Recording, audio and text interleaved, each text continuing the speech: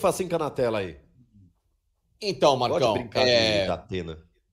antes de mais nada, deixar o torcedor do Palmeiras muito tranquilo em relação a isso, porque não é da noite para o dia que se chega a uma proposta do Paris Saint-Germain assim, ainda mais por um técnico que está completamente fora do radar europeu, só pelo fato do Abel Ferreira ser um cara muito amigo do Luiz Campos, que é o diretor esportivo, coincidentemente, do Paris Saint-Germain, com quem ele iniciou a carreira dele, jogando pelo Penafiel como jogador.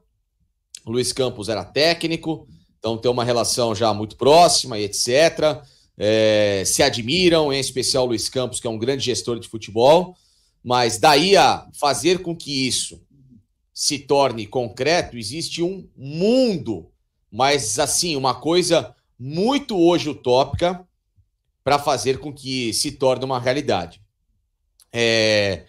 Claro que, conversando com algumas pessoas, essa seria uma situação atípica para o Palmeiras, porque é um colosso hoje, mundialmente falando, em termos de mídia, não de tamanho só de dinheiro, tá? Tamanho Palmeiras e Paris Saint-Germain só tem mídia e dinheiro porque tá na Europa. Tamanho clube, instituição, não dá largada. Tradição em futebol não dá largada. Não dá nem para comparar. Eu acho até, eu fico até constrangido de colocar na mesma frase o Palmeiras e o Paris Saint-Germain em termos de tradição de futebol. Mas enfim. Mas voltando, não é o assunto. Porém, a grana, a Europa e prestígio, etc., isso é evidentemente algo que mexeria bastante, não só com o Abel, como eu deixei bem claro. Uma proposta do Paris Saint-Germain hoje, ela mexeria com o Guardiola, mexeria com o Klopp, mexeria com diversos técnicos, até porque se um clube desse definitivamente monta um projeto sério, coisa que não existe há 20 anos lá, só tem dinheiro, mas não tem projeto, se de fato existia um projeto, e um cara desse se seduzir, é lógico que, né, não é só o coitadinho do Abel, entre aspas aqui, que ficaria com vontade de trabalhar lá. Os maiores técnicos do mundo iam querer trabalhar lá num elenco que tem tanto cara bom. Bom, dito isso, seria uma função, claro, no condicional de que se chega, uma conversa aconteceria. Porém, ao mesmo tempo, eu continuo cada vez com a minha informação, duas coisas. Primeiro, o Abel, lógico que ele quer pegar um trabalho na Europa que comece na temporada europeia.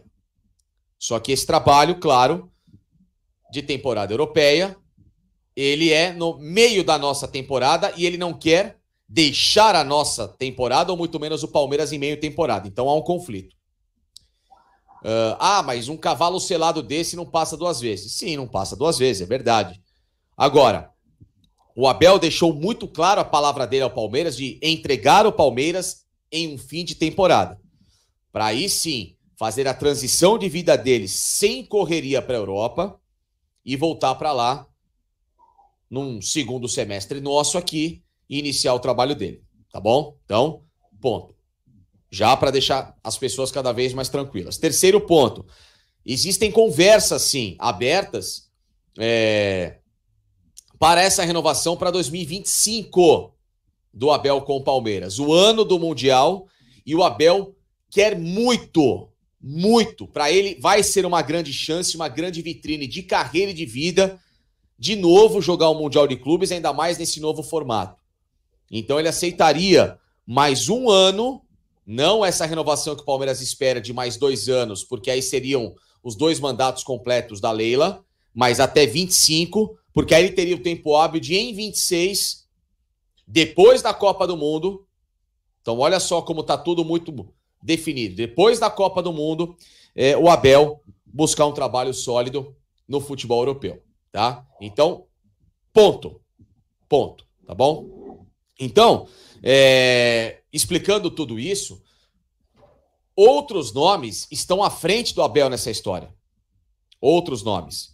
O do Thiago Motta, por exemplo, que faz um bom campeonato italiano com o Bologna.